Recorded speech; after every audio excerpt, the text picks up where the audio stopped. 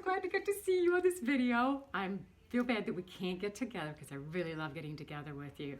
But here's a fun video for you, and it's a review of what we've been doing since we started Awana. My first thing is that you probably noticed there was a little video before you started when you first saw it, and there was an A that turned into a C. And do you remember what A stands for? From Romans 3:23. What does it say? All have sinned. A stands for all have sinned. That means all. Nobody's done it perfect.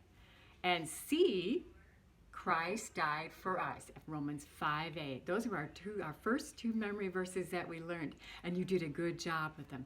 Keep on practicing, and I hope you continue to make the letter A and the letter C with those pom-poms I gave you. Enjoy them.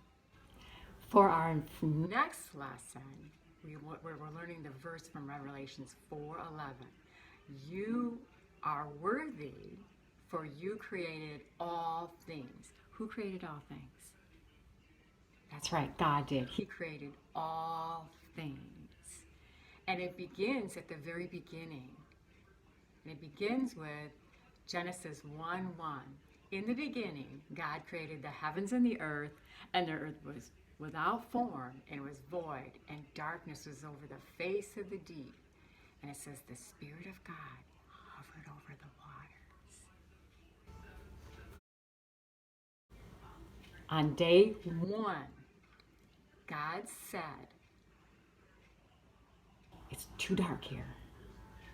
So he said, light be, and light was. Remember, if we close our eyes, it's really, really dark. And then when we open them and we see light, and that's why we can see really well. And God said, now I can see everything really well. And that was the first day. Day two, he saw that the earth was still all covered with water. He said, waters, I want you to separate. Some of it go up, some of it stay down and go deep into the ground.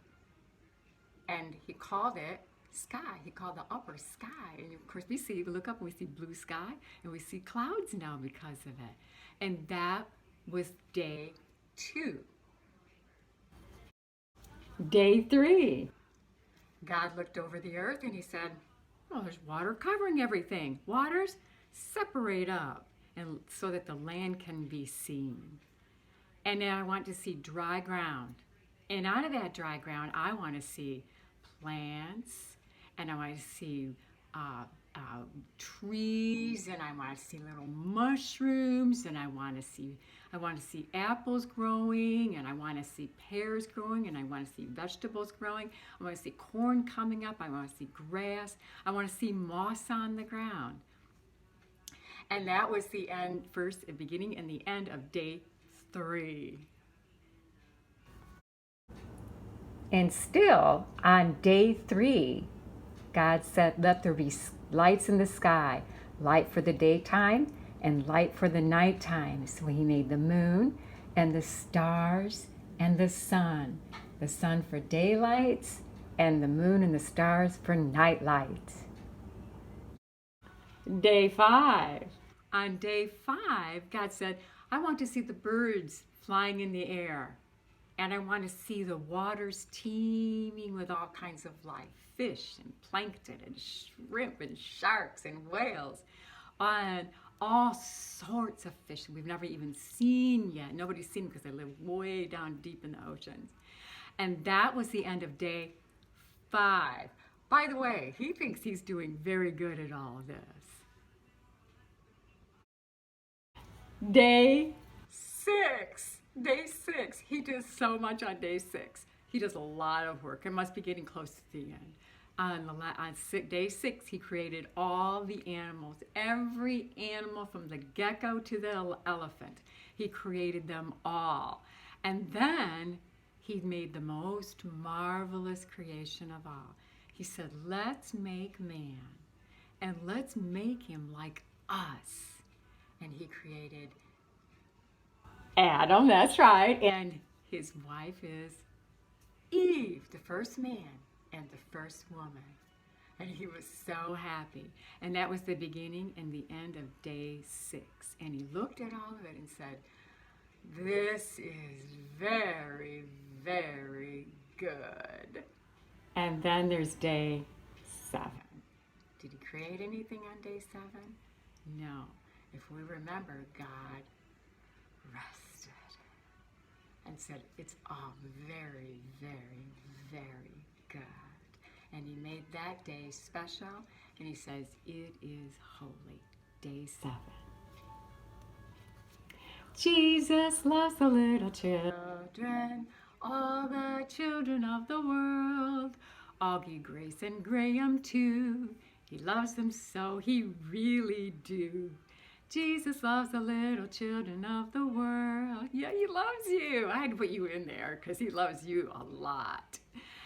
We learned from Psalm 139:14, I will praise you, for I am fearfully and wonderfully made. And you really, really are. And in our last lesson, we learned, children, from Ephesians 6:1. Obey, O-B-E-Y, your parents in the Lord. For this is right. It is right. Thumbs up. It is right. You are a family. And in your family, we do things that look like families. And families look like this. They help each other.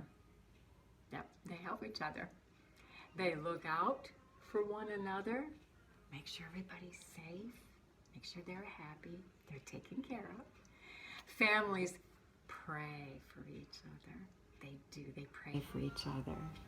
Families honor each other. They do more than what's expected, treat the others as very, very special, and try to keep a really good attitude.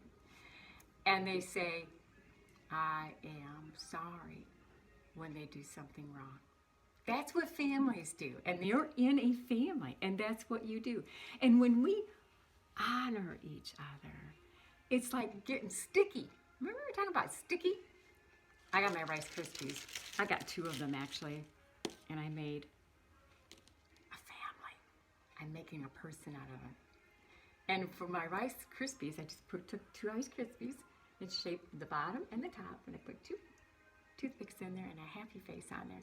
And when we honor one another, we are very, very sticky. Very sticky. And it's a wonderful, good kind of sticky. Like, this is really wonderful and good. It's a good kind of sticky. It keeps us close. It keeps our family happy. And it keeps our family together. And it is pleasing to God. And it honors God. And so Psalms 34:3, I just want you to remember that Psalm 34:3 says this. Taste and see that the Lord is good. So I'm going to taste this. Oh, yeah. God is so good. This is good. Rice Krispies are marvelous. I love you, and you have a wonderful week this week, and I will see you next week. And Jesus loves you. God bless.